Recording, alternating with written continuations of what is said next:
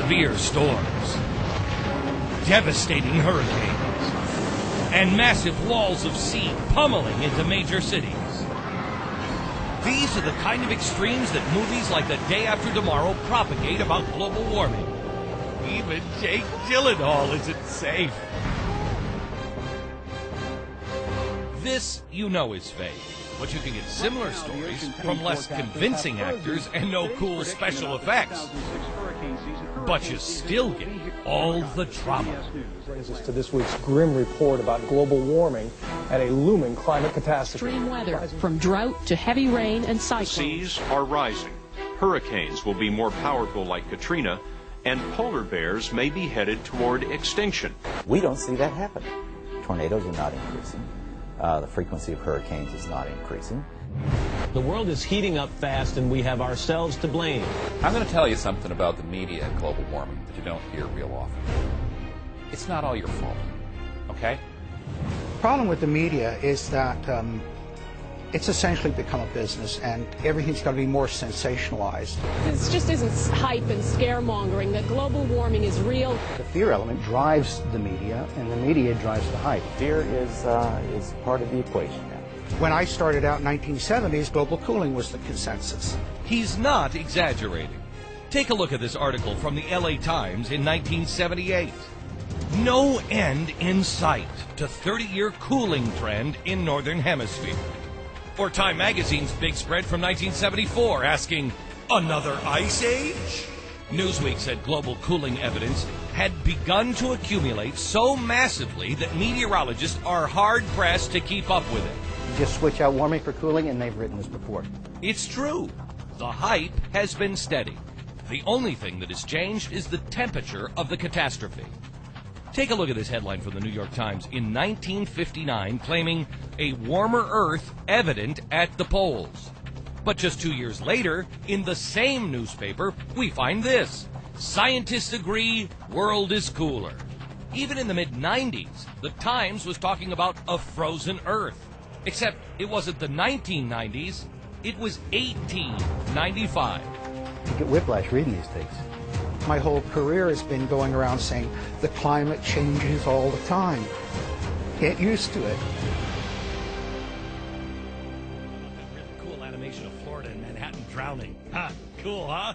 You've seen these horrific scenarios everywhere based purely on catastrophic hypotheticals that dramatically exaggerate even what the UN says. It's Al Gore's best supporting actor. The word if. If we have an increase of 5 degrees, if Greenland broke up and melted, if this were to go, sea level worldwide would go up 20 feet. Where he's misleading is that he gives the impression that this is something that is likely to happen. The likelihood of this is next to nil. The IPCC report is that the upper limit of sea level rise by the year 2100 is going to be about 23 inches. That's why Al Gore makes up 20 feet. The truth isn't scary. Just look at the difference between Greenland's ice melt in Al Gore's scenario when spread out over a century versus what the IPCC projects.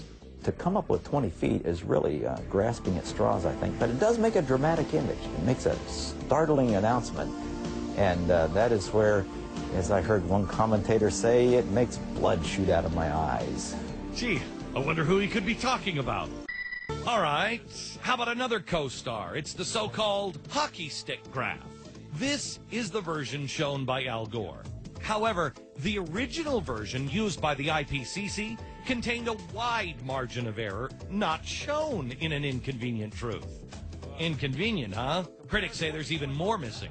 There are two factors that most climatologists think happened that don't seem to be included in it, which are the Little Ice Age, which is a very cold period that ended in the late 19th century, and the medieval warm period around 1000 or so. Since the third UN report, for which this was the smoking gun, there's been a fourth UN report. Does anybody see a hockey stick in there anywhere? I can't see ya. It's not in there. Guess what? It's airbrushed out in classic fashion, and they don't even mention why it's not here. What hockey stick? I didn't see any hockey stick. Clearly, I mean, these guys haven't seen the movie, right? Because any movie with charts and graphs this big, I mean, they've got to be right. Now here's one of Al Gore's favorite charts, comparing CO2 levels and temperature. When there is more carbon dioxide, the temperature gets warmer. Look how far above the natural cycle this is, and we've done that. We? Meaning you and me? I guess it looks pretty convincing. Gore assumes here that CO2 levels are causing temperatures to rise, but look, could it be the other way around? We now know for certain that the temperature changes before the CO2. And one of the fundamental assumptions that Gore doesn't understand is that in the theory of global warming due to humans is the CO2 goes up, the temperature will go up. Well, the ice core record shows it's exactly the opposite. Chris, one thing that somebody could Google right now, and you watched the movie and you said, oh, geez, I wish people would just Google this fact. In the movie, Inconvenient Truth, what would be the one fact they should Google? Well, the cause and effect relationship of CO2 and temperatures. Obviously, temperatures go up throughout history. The scientific literature is fairly clear, fairly uniform. Temperatures go up, then CO2 concentrations go up. CO2 does not drive temperature. No serious scientist, no peer-reviewed scientist is saying that, okay? Those who deny global warming are just flat out wrong. Ellen Goodman from the Boston Globe wrote, let's just say that global warming deniers are now on par with Holocaust deniers. Somebody says that whenever you get into Nazi connections, you've really jumped the shark. No Nazi references? But how would these people even form sentences? Even I got to jump into the World War II of weather. Robert F. Kennedy called me CNN's chief corporate fascism advocate. When asked why by the Washington Post, he recalled that I was voicing doubts about global warming a few weeks back. When you have the science on your side, you argue the science. When you don't have the science on your side, you attack the messenger.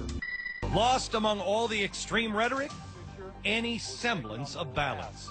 An Inconvenient Truth is a study in absolutes, a one-sided argument devoid of any gray area.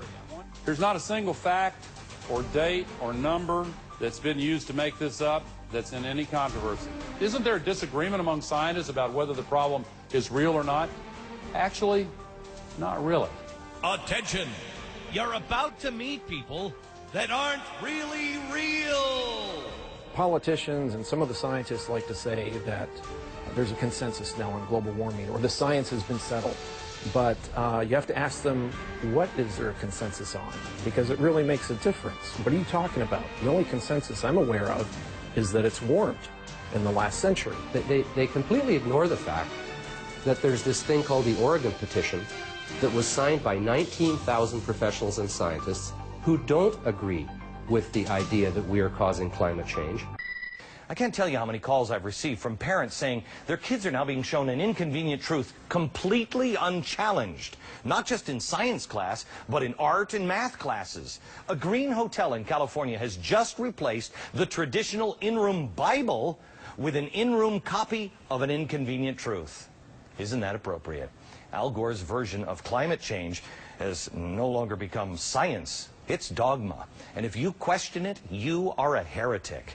You'd think that scientists would look back at their history when out-of-control churches locked them in towers to stop progress and realize that just yelling the debate is over and these people are heretics or Nazis as loud as you can is not really the best way to advance science. However, many have discovered that it is the best way to secure funding. For now, all we can do is look for sober solutions in a world drunk on hysteria. The debate is not over. I have a feeling it's just beginning. From New York, good night.